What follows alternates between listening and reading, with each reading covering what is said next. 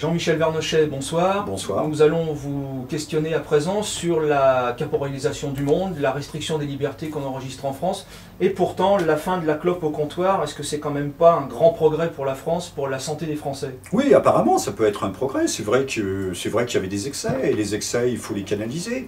Mais je ne suis pas sûr que ça soit si c'est un progrès en matière de santé publique, indéniable, parce que être un tabagique passif, c'est une chose fort désagréable, qui m'a longtemps insupporté moi-même. Ceci étant dit, la liberté fondamentale qui devrait être la nôtre, c'est que les établissements puissent choisir, librement choisir, s'ils sont fumeurs, non-fumeurs ou mixtes.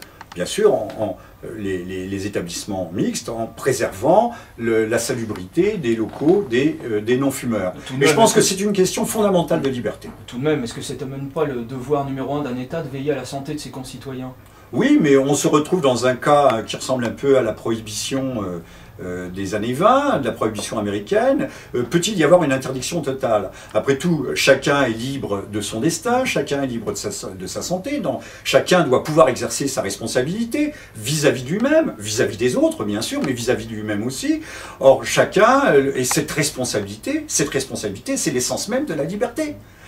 D'ailleurs, il y aurait peut-être beaucoup à dire sur la nocivité du tabac. Est-ce que le tabac tue, ou n'est-ce pas plutôt la cigarette?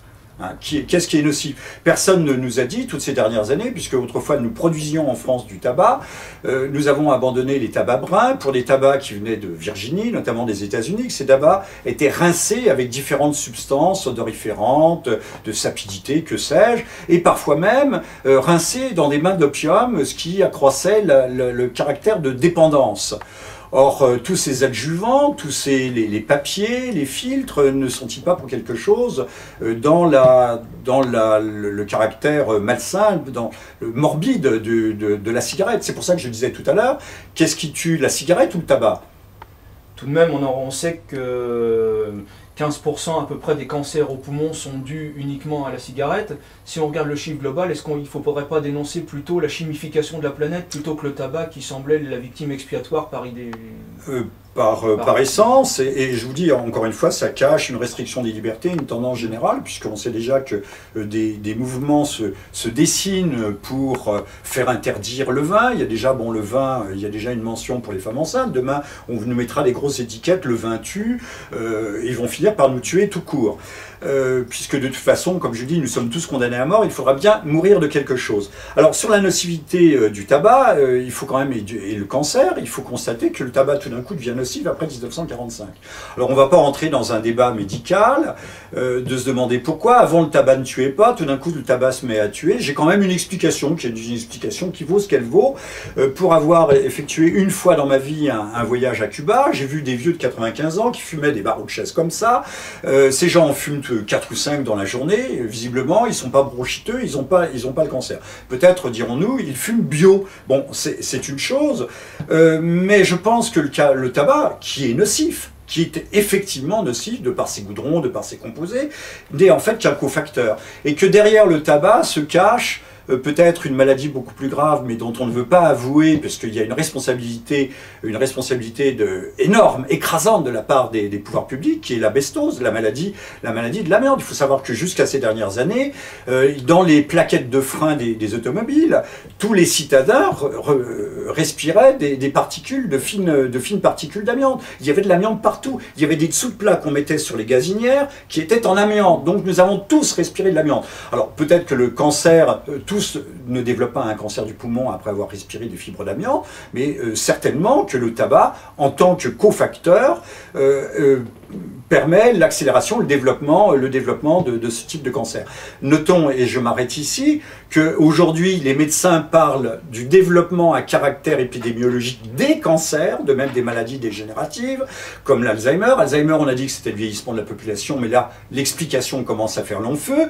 Et en ce qui concerne les cancers, on voit bien que, pour répondre à votre question, que c'est l'empoisonnement généralisé. Alors il y a peut-être des raisons multiples. Nous respirons dans le métro des organophosphorés qui sont des pesticides d'origine agricole. Nous les respirons dans le métro. Mais ça, on ne nous le dit pas.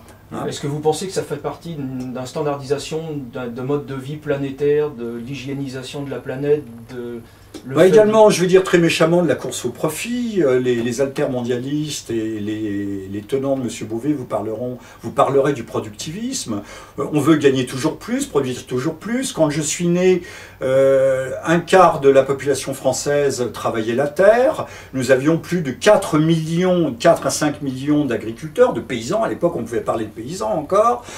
Et nous avions 400 à 500 000 fonctionnaires. Aujourd'hui, il ne reste plus à peine 500 000 agriculteurs vivant de la terre, tout compris avec leurs familles, et par contre on a 5 millions de fonctionnaires. Vous voyez, les proportions sont totalement inversées. Est-ce que vous voyez une corrélation entre les restrictions sur le tabac et puis par exemple les restrictions sur la vitesse? Je pense qu'il y a un processus général de, encore une fois, de caporalisation de la vie. On met des sens interdits partout, des feux rouges partout. Monsieur Delanoë a fait de Paris un véritable labyrinthe. On nous détruit nos structures logiques, notre représentation spatiale. On ne peut plus aller tout droit maintenant dans Paris. D'ailleurs, il faut noter que ce Paris, les revêtements des rues, on nous fait de très beaux espaces verts, mais on oublie de combler les trous, ce qui est extrêmement dangereux, notamment pour les deux roues.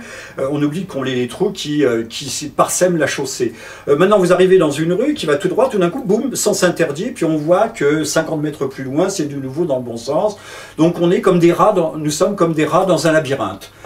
Ça, je crois qu'on est en train de nous habituer à une sorte de soumission vis-à-vis de l'ordre, d'un ordre de plus en plus irrationnel. Et d'ailleurs, c'est ça.